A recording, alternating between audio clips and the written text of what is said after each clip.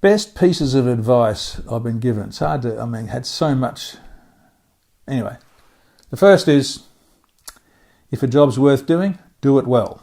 That came from my dad, and whenever I say it to anybody, I can sort of hear it, my dad saying it. Another one is, when you have one-on-one times with your kids, grandkids, be a friend and don't preach to them. Well, I sort of intuited that, but I didn't put it into practice, and my oldest son Simon taught me this. He turned 18, and although he'd been drinking beer before then, he was now of age, so he said, "He'd take you out for a beer, Dad," and we went to the Paddo Hotel in Perth. And he said, "Dad, it's my buy." So I went up to the bar and bought a couple of pints of beer and brought them back to the table. And I don't know, but I couldn't help myself, but I said, "Now, Simon, I need to talk about work and what job you're getting, and what are you doing about work?" And bless him, he got the 2 beers.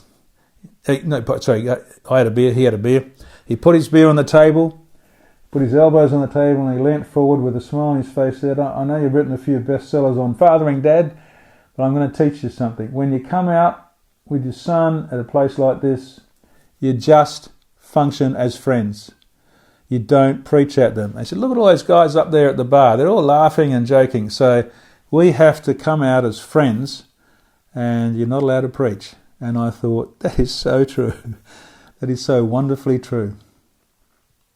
And I'm grateful for learning that.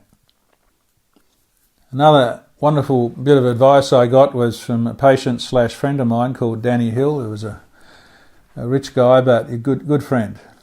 I was visiting him at home. We were having a chat. And he knew my oldest son Simon was a musician. I think Simon might have even been around there playing the piano. He said, "How's Simon going with his music?" And I said, well, how's Simon going? That's right. I said, he's struggling a bit in life, he's finished school, but he's just been working as an orderly and he's trying to find his place, and he hasn't really done much with his music yet, but we're, accepting who he is and not pushing him. And he said, "That's your problem, Bruce."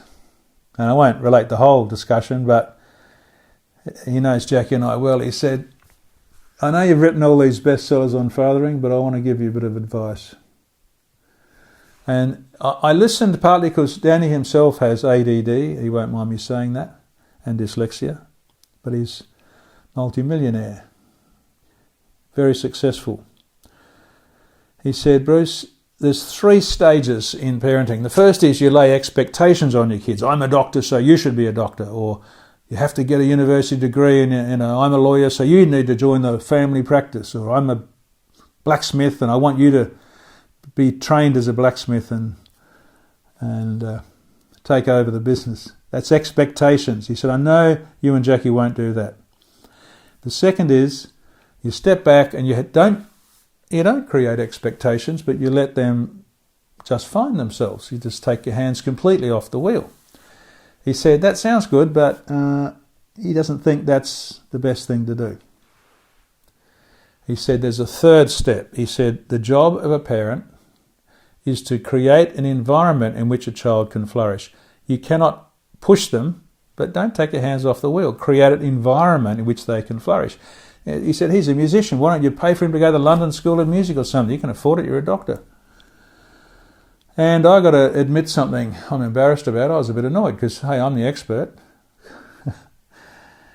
To my shame, I said thanks. I didn't show it, but I got in the car and drove home.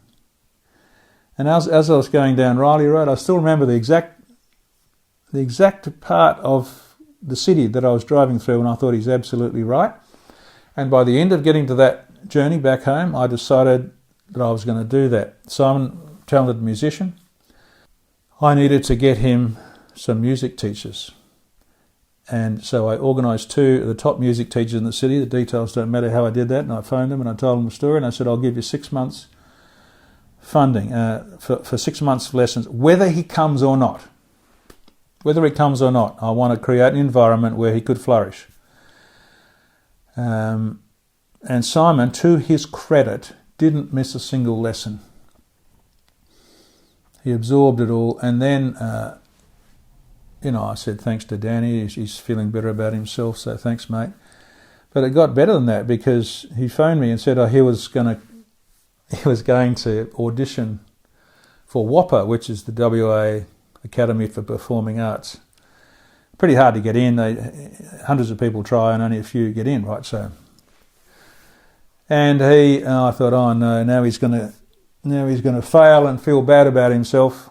Anyway, he rang me and he didn't seem to be too disappointed because he said, "Oh, Dad, I think they chose 8 people, and he wasn't chosen." So I said, "Oh, it's good, mate. Give it another go next year and everything." That might have been a Friday because early in the next week, he phoned me again. He said, "Dad, I'm in." I'm going to get emotional now. "I'm in, Dad." I was number 9 and somebody dropped out. So I'm at WAPA and it changed his life because he now had social creds. He was in this prestigious performing academy and his life really took off. I mean, the other 2 kids sort of had their own trajectories anyway, but Simon was, to be honest, he won't mind me saying that, a bit lost. But he just found himself and he taught music for some time after he graduated, and then now he's a school teacher. And anyway, this is about advice you've been given. Your job is not to make people something nor to take a hand off the wheel, but there's a third pathway, which is to create an environment in which kids can flourish. And I feel the same, football coaching and science, etc. as well. So I'm grateful to Danny Hill for that bit of advice.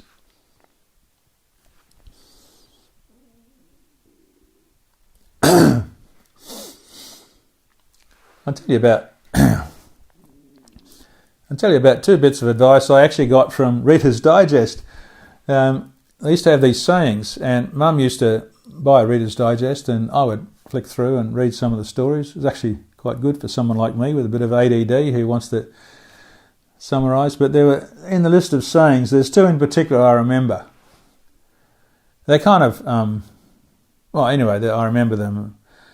Pray as though it all depends on God, but work as though it all depends on you.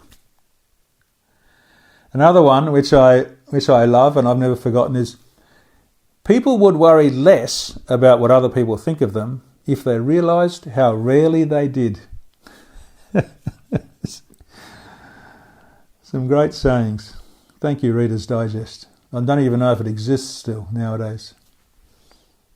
But I've had lots of terrific advice over my life, and there wouldn't be time to tell you about them all.